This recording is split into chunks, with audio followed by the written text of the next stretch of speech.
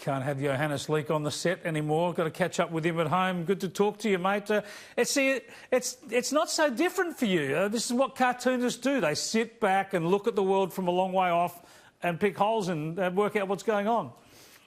Yeah, that's right. I think once upon a time they did have offices, in the room and in the big building in the city. But by the time I came along and made my start in the profession, cartoonists were long since sort of sent back home and were working out of home studies somewhere. So that's the way I operate, and I have been for a while. But the big difference is now my wife's home too. So I've got more company these days than I did before. Actually, I'm the only person for whom self-isolation or this whole new coronavirus thing means I'm seeing more people every day than I used to.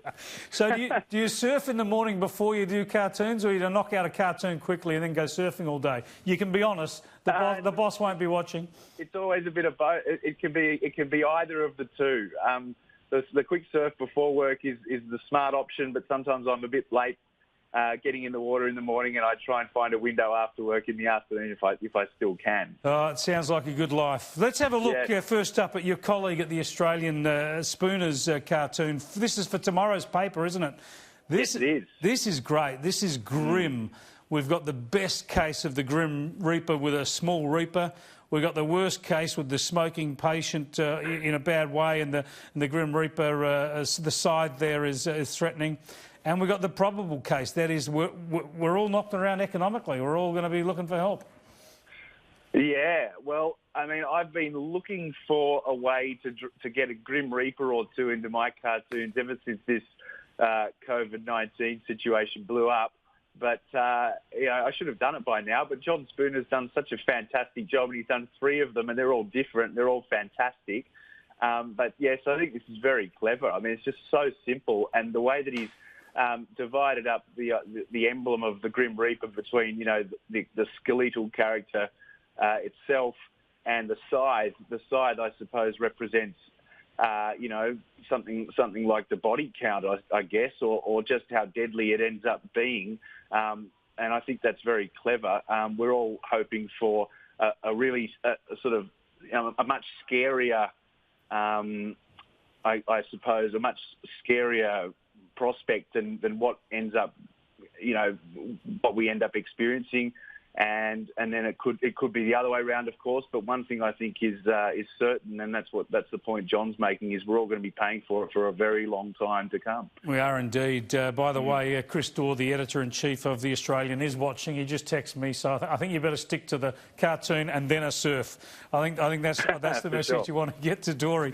Let's have a look at this cartoon from Paul Zanetti you've selected for us. This is a cracker because he's got Prince Charles laid up in bed and the doctor's telling him no more touching and hugging for a while, sir. And Prince Charles says, I had no idea you could catch coronavirus from trees. So he's been hugging trees. And we'll move quickly on to Mark Knight in the Herald Sun. And he's tackled this issue of China's culpability in all of this. He's got the big China panda in bed. What about a huge round of applause for China reducing its coronavirus infections and reopening Hubei province?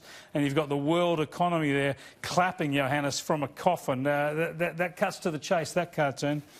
Oh, it sure does. I mean, on the left-hand side, you've got the sort of cartoon representation of the way that the Chinese propaganda machine has been trying to paint this whole business as a Chinese triumph in tackling this problem head on and being the first to do so. We all know that they tried to cover things up for as long as they could before it was simply too big to cover up anymore, and everybody else was missed out on a 2-month head start just about. So I really like the fact that Mark is courageously here, going back to the root of the issue, which is these wet markets in China that have been the source of, let's face it, several epidemics over the last century or so.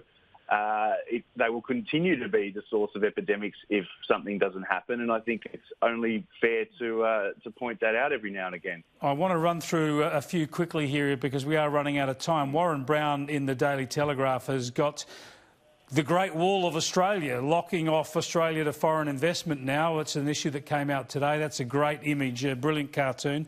And a couple of yours, Johannes. The other day you've got the costly at the shops, and you've got the bloke forced out of business with his shoe shop, costly overheads, no customers. How can you afford to stay open? He's looking at the Labor one-upsman's shop, and also the ABC where Norman Swan's saying, funny, we've never had to worry about that sort of thing, which kind of hammers home the point.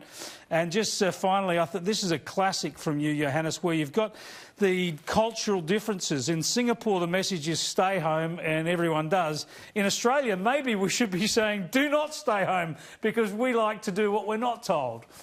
Yeah, I picked up on some articles that I was reading about the difference in the way populations in various places across the world have responded to their government, health instructions and so on. And Confucian countries, according to Greg Sheridan and others, are much more compliant when it comes to these sorts of directives from their government. And it got me thinking that if there's one thing you can count on Australians to do, it's generally the opposite of what they're being told to do. And a lot of the time, that's very much a wonderful part of the Australian spirit. But I think at times like this, it's probably not such a handy trait. But so maybe now we need to rethink these things. Exactly. Now's time to do what we're told. Thanks so much for joining us, Johannes. Hope you have another great day of cartooning and surfing tomorrow.